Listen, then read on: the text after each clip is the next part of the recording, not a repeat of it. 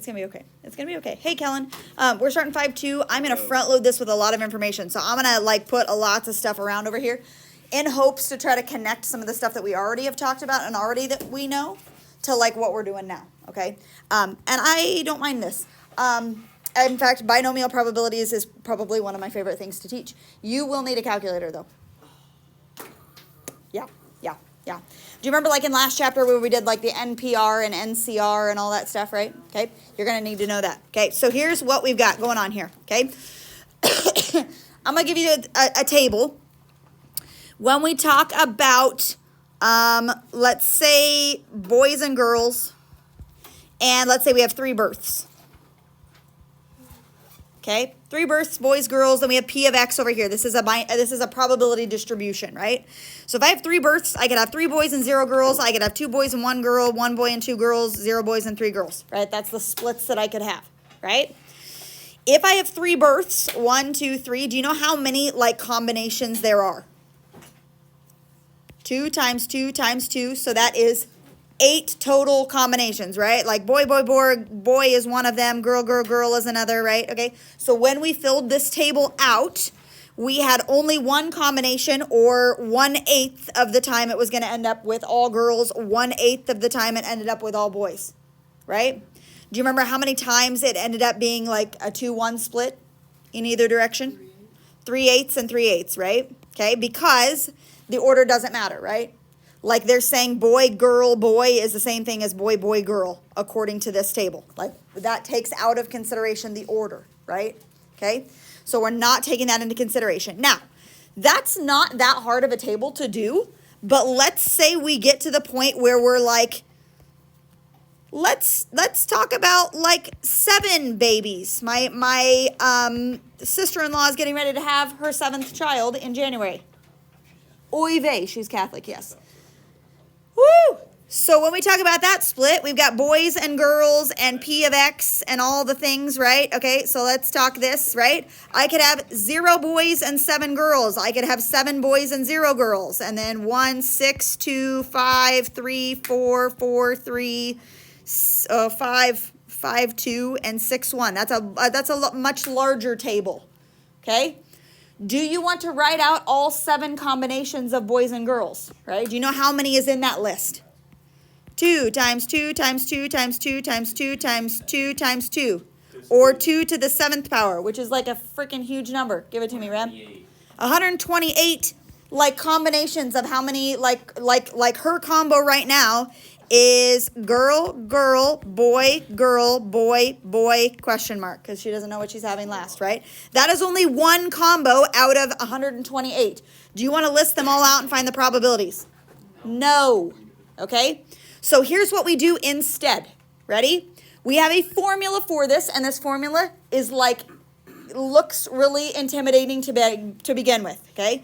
But after we do it so often, you're going to be like, okay, this is just second nature. I know what to fill in, all right? So here's the formula. Write this at the top really big because this is what we're going to use like this whole time. It is NCR. That's like the first chunk, right? Times P to the R. That's the second chunk. Times Q to the N minus R. That is the third chunk. And you're like, what the heck does any of this mean? Okay, so we're going to fill out stuff. I'm going to go down here and we're going to like talk about what each one of those elements mean. Okay, so 3 parts, like 3 chunks, all being multiplied together, and this is going to tell you stuff. Okay, so let's say, so this is my sister-in-law's combination, right? I want to know the probability of her getting exactly 4 boys. Right? Let's say the next baby is a boy, right? Exactly 4 boys out of 7, okay? So here's how this formula works, right? I'm looking at exactly 4 boys. I'm looking at this combination right here, a 4-3 split, okay? I want to know what the probability is without having to list them all out and figure that out. I want to know the probability of her getting a 4-3 split, 4 boys, 3 girls, okay? I want to know exactly what that number is, what that probability is, okay? I know it's a number between 0 and 1. Maybe like a 20% chance of that split happening exactly, whatever, right? So here's what we're going to do. We're going to fill this in. N is the total number. Okay, maybe put this stuff at the top. Okay, R They call it in the book, they sometimes call it X. So down here, we have N and we have X. They say it's like a specific number of what you're looking for. I don't call it X, I call it R. What's up? Big cardboard boxes. Big cardboard boxes. Are you tearing them apart? You're using them for something? Or what? Building like a food truck for English. You're building a food truck. Maybe over there. Are there any empty ones over there? I don't know. Some of those maybe you could combine. Is there stuff in those? There's stuff in this bottom one. There's stuff in that bottom one? You could dump it out. Yeah, will that work? Okay. Okay. Sometimes they call RX, and R is the number that we want, right? Okay. So when we're looking at this scenario, what is N going to be in my situation? Like the one that I'm looking for. What? 7. She has 7 babies, right? And R is the number of boys, let's say, that we want, right? And boys, I said, let's do a 4-3 split, okay? So we're looking at specifically the number of boys out of the total number of 7, okay? Now, the only other variable that we have in here is Q and R, or is P and R, excuse me. P is P and Q. P and Q, not P and R. P and Q, I can't math. Okay, P is the probability of what I want, right? Q is the probability of what I don't want. Okay? So what's the probability of me getting a boy? This is the probability of want. What's the chances or the probability that I'm going to get a boy? 50-50, right? Okay? So probability of what I want for this scenario is 0.5. Okay? What I don't want is a girl. That's not true. That's not like, it's not what I want and don't want. It's like probability of what I'm looking at, right? Okay, so 0.5 and 0.5, that's P and Q. Yeah? Okay, now here's how this formula works, and everybody's gonna type this in so we know how to do it, right? NCR is 7C4 times, okay? 7C4 is that first part. When I'm filling this in, this seems really stupid, okay? But you've got P and you've got Q. P and Q are both 0.5 and 0.5, okay? Now, here's how this works with the exponents. This gets a little hairy, and it's not that hard to figure out, okay? This is boy right here. How many boys do I want? I want our number of boys. I want 4 boys, okay? This second 0.5 represents girl, right? And if I have 4 boys, that means how many girls do I have?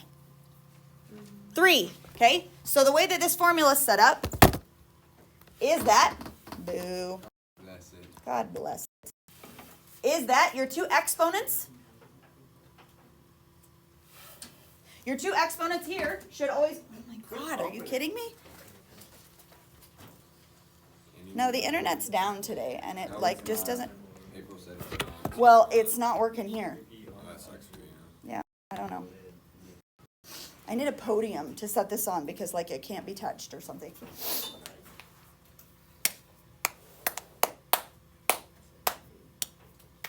don't you just like screen there? What do you mean? Screen mirror it. I can't because it's like I can't do wireless. I have to like to the thing.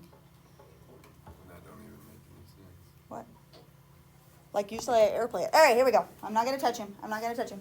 These 2 exponents have to add up to be the total. 7. This is boy and this is girl, right? This is what I want, what I don't want, right? 4 and 3. Those are my exponents. The chances of those happening with the combination to begin with. All right, so you're going to type this in. You should be able to type this in all at one shot. I got 0.2734375. If you do that, what? That's also Yay! Okay, 0.27 what? 3, 4? 4, 3, Okay, let's go. Put 2734. That is a 27.34% chance of a 4-3 split happening when you have 7 babies. Yeah? The chances of that split happening. Now, that's not in a particular order. That's just 4 boys and 3 girls in any order, right? She has a 27% chance of getting a 4-3 split, you know, whatever. Okay? Now, 27%, that's actually one of the higher percentages because what's going to happen here is this is going to take like a bell-shaped curve, right? So the chances of 0 boys and 7 girls is going to be very, very, very low. The chances of 7 boys and 0 girls is going to be also very, very low, right? The highest probabilities are going to be the ones in the middle, right? Because it evens out, right? The more babies you have, the more it evens out. Got it? Okay, moving on. Blah, blah, blah. All right, here we go. Example 1. They're going to talk about like binomial versus not binomial. When an adult is randomly selected with replacing, there is an 85% chance that this person knows what Twitter is. Not has Twitter, knows what Twitter is. Do your grandparents know what Twitter is? Do your parents know what Twitter is? Yeah. Like no, but like maybe they're not on it, right? I'm not on Twitter, but I know what it is. That's on Twitter. Suppose that we find the probability that exactly 3 of 5 randomly selected adults know what Twitter is, okay? Exactly 3 of 5. Okay, so they want us to, first of all, say whether it's binomial or not, and then identify what NX, which we call R, and P and Q are, right? Exactly 3 out of 5, okay? Does this procedure result in a binomial distribution? We didn't talk about that before, but what does it mean to be binomial? Yeah, kind of. Like binomial means 2 outcomes, right? So what are my 2 outcomes in this situation? My 2 outcomes before were boy and girl, right? No or don't know. No or don't know, right? So binomial. Yes. You either know what Twitter is or don't know. Okay? Now, a lot of things that don't look like binomial to begin with can be made into binomial. So for example, let's say I'm rolling a dice, right? A dice has 6 sides to it. How can I make that into a binomial? Odd or even, yeah? Rolling a 3 and not rolling a 3, right? I can make a lot of things into binomial even though there's more than 2 outcomes. Make sense? Okay? So there is that. All right, if this procedure does result in a binomial, identify the values of N. They call it X, we call it R, and P and Q. Okay, so N is how many? How many people? 5 people. R is, we want to know the chances that exactly 3 of them know what Twitter is. Now, what's the chances that they know what Twitter is? 85%. So Q would then be 0.15, right? Okay, so if I write this out, they don't actually have us do this. They're just having us set up the problem. I'm going to go ahead and do this. What's the chances that exactly 3 of them know what Twitter is? All right, here's how we have this. We have our 3 pieces, right? 0.85 goes here and 0.15 goes here. Now I have to figure out what the exponents are, right? That's the tricky part. Okay, on the 8.5, what exponent does he have? 3. Because 85% is know what Twitter is. I want to know that 3 know what Twitter is. What's the 0.15? 2, right? Because those 2 have to add up to be the total, which is 5. All right, type those in and see what you get.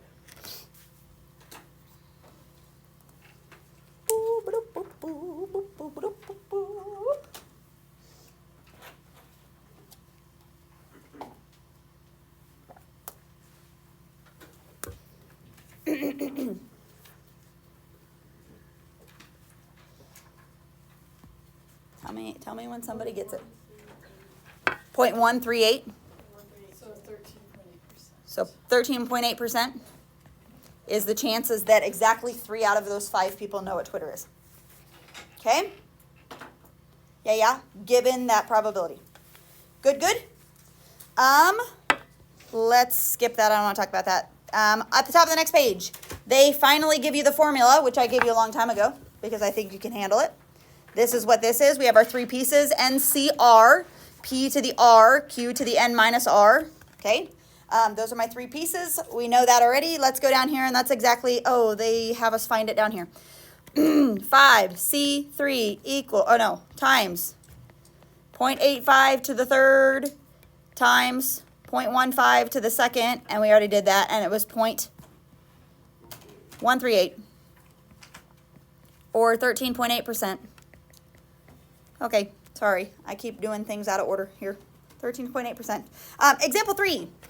In the chapter problem. Oh, boo.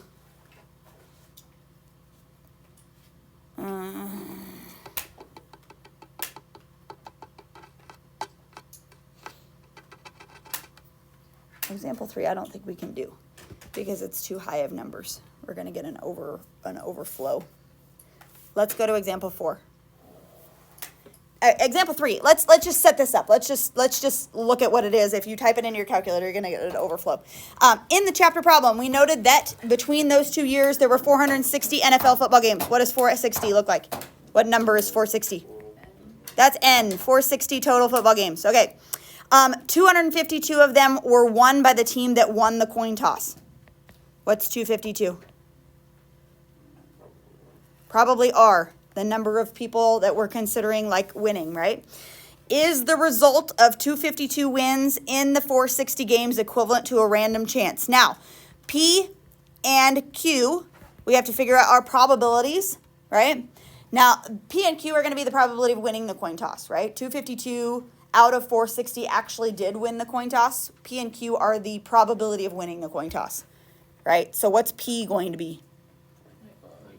0.5 and Q is 0.5, right? So if we set this up, okay, it will look like NCR, P to the R, Q to the N minus R, right? Okay, so NCR will look like 460 C252 times P is 0.5 to the what power? 252 times another 0.5 to the, what's this exponent going to be? Whatever 460 minus 252 is. You said 208. Okay, if you try to type that into your calculator, I think it has like overflow area. It says error, right? I don't get an answer. Why? You just don't get an error, answer? I do not. Mine froze. Yeah, mine froze for a second and then I got overflow. You got overflow? Yeah, because 460 C252 is a huge number. So what this means is that, yes, we can write out the formula, but this information is too like big of numbers to calculate for your calculator. So then No, why that don't they won't use work. like the E or whatever? Because don't they do that? They do like 68 E or whatever and it's just like a giant number. Yeah, well, you're not going to end up with a really, really huge answer. It's saying that like this number right here is too big of a number for your calculator to like even interpret just that part of it. It's like my brain froze after this one, right? The calculator's brain froze after doing that first one because that number is so large. As soon as you take it times this guy and times this guy, it's not going to be a big number anymore. You're going to get like a small answer, right? It's got to be a number between 0 and 1, so it's not going to be that big. But after this first part, your calculator's like, that's too big. I need like more space. So you could do it like on a computer, like something that is like able to crunch larger numbers like that, right? Okay, so on the homework assignment, you're not going to have numbers this big. It was good for us to set it up so you got used to setting it up, but like you're going to end up with an overflow error just because that first number, that combination number, is going to be so large that like your calculator says that's too much for me. So were they looking for an actual answer or did they know it was kind of Let's see. We can answer the question by finding the probability, assuming that the wins and losses are equally likely. Let me show you what the book says. The book says that this is too much for your calculator to do. You have to use like StatCrunch or something that the book uses. Every time I try to do it, my calculator freezes. Your calculator says, no bueno. freezes Not and good. overflow. The book says, right here, overtime rule in football. Blah, blah, blah, blah, blah, blah.